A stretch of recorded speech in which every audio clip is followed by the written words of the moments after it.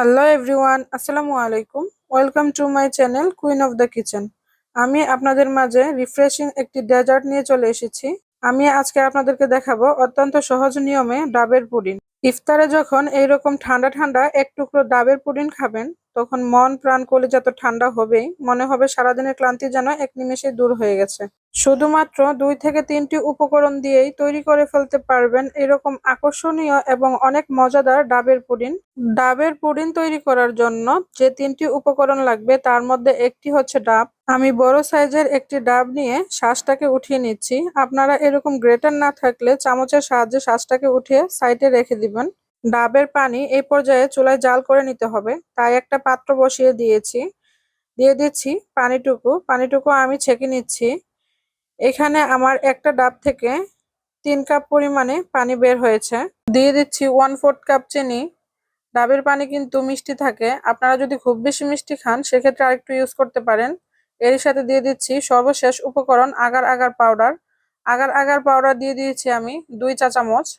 এখন এই সবগুলো উপকরণ পানির সাথে ভালো করে মিক্স করে নিচ্ছি। আগার আগার পাউডার কিন্তু পানিতে দিলে সঙ্গে সঙ্গে জমে যাবে, তাই ভালো করে মিক্স করে নেবেন। এইভাবে নেড়েচেড়ে কিছুক্ষণ জাল করে নেওয়ার পরে দেখেন পানিটা কিভাবে ফুটে উঠেছে। ডাবের পানিটাকে বেশিক্ষণ জাল করে ফুটানোর কোনো প্রয়োজন নেই। এই পর্যায়ে চুলাটা অফ করে দিতে হবে। আমি পানিটাকে গরম গরম একটা মোল্ডে ঢেলে নিচ্ছি।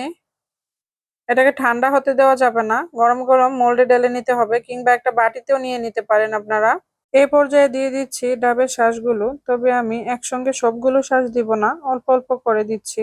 পুডিংয়ের ক্ষেত্রে পারফেক্ট টেস্ট কিন্তু নিয়ে আসে ডাবের এই শাঁসগুলো, তাই চেষ্টা করবেন শাঁসগুলো বাড়িয়ে দিতে। সবগুলো শাঁস দিয়ে নেওয়ার পরে এই পর্যায়ে রেস্টে রেখে দিতে হবে 20 মিনিটের জন্য, এটা নর্মাল টেম্পারেচারে আসা পর্যন্ত। তারপর ফ্রিজে রেখে দিতে হবে আধা ঘন্টার জন্য। আধা ঘন্টার পর দেখুন পুডিংটা ভালো করে জমে গেছে। আমি সাইডগুলো ছুরির সাহায্যে আলাদা করে নিচ্ছি, এতে করে মোল্ড আউট করতে খুবই সুবিধা হবে।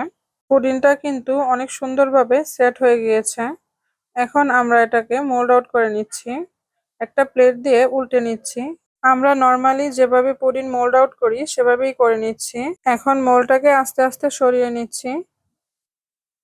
এ পর্যায়ে আমি আরেকটা প্লেট ওপরে নিয়ে আবারও উল্টে দিচ্ছি। দেখুন ওপরের পাটটা উপরে চলে এসেছে। এই পর্যায়ে জাস্ট সৌন্দর্যের জন্য একটা পুদিনা পাতা দিয়ে দিলাম।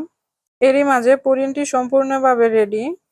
দেখতেই পেলেন খুবই সহজে অত্যন্ত স্বাস্থ্যকর একটি পুডিং তৈরি হয়ে গেল।